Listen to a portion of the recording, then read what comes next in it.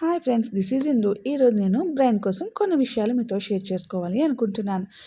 మెదడు మానవుని తల భాగంలో కపాలంచే రక్షించబడి ఉంటుంది.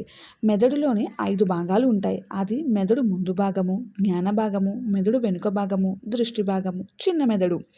మెదడు ముందు భాగం అనేది ఆలోచించడానికి, సమస్య సాధనకు, ఏకాగ్రతకు, మనం ప్రవర్తించే ప్రవర్తనకు వీటి కోసం ముందు భాగం అనేది ఉపయోగపడుతుంది. జ్ఞాన భాగము. జ్ఞాన భాగం అనేది వినడానికి, మాట్లాడడానికి. జ్ఞానం అనగా అవగాహన.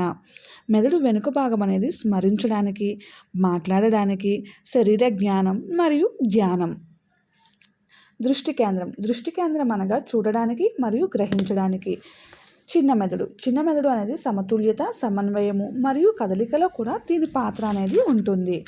జ్ఞానేంద్రియాలన్నిటికన్నా ఇది ముఖ్యమైన కేంద్రం. మెదడు ఆలోచించడానికి, నిర్ణయాలు తీసుకోవడానికి, గత విషయాలను గుర్తుపెట్టుకోవడం వంటి లక్షణాలను కలిగి ఉంటుంది. ఇంకొకటి ఏంటి అంటే, పురుషుల్లో జ్ఞాపక శక్తి కంటే తెలివితేటలు ఎక్కువగా ఉంటాయంట. స్త్రీలలో తెలివితేటల కన్నా జ్ఞాపక శక్తి ఎక్కువగా ఉంటుందంట. అది పరిశోధనలో తెలిసింది. దీనికి కారణం మెదడులో నాడీ కణాల నిర్మాణంలో తేడా అని మాత్రం తెలిసింది. మెదడు బరువు 1.4 కిలోల ఉంటుంది అంట.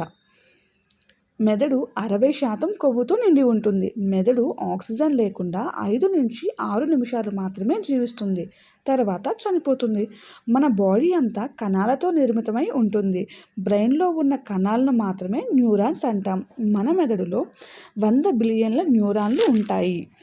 మెదడులో రక్తనాళాల పొడవు 1,60,934 కిలోమీటర్ల పొడవు ఉంటుందంట. ఆశ్చర్యంగా ఉన్న ఇదే నిజం. మన మెదడు 2.5 పెటాబైట్ల సమాచారాన్ని స్టోర్ చేయగలదంట. 2.5 పెటాబైట్లు అంటే 25 లక్షల జీబీ. ఈ మధ్య జరిగిన పరిశోధనలో ఇంకో 10% ఎక్కువే స్టోర్ చేయగలదని చెప్తున్నారు.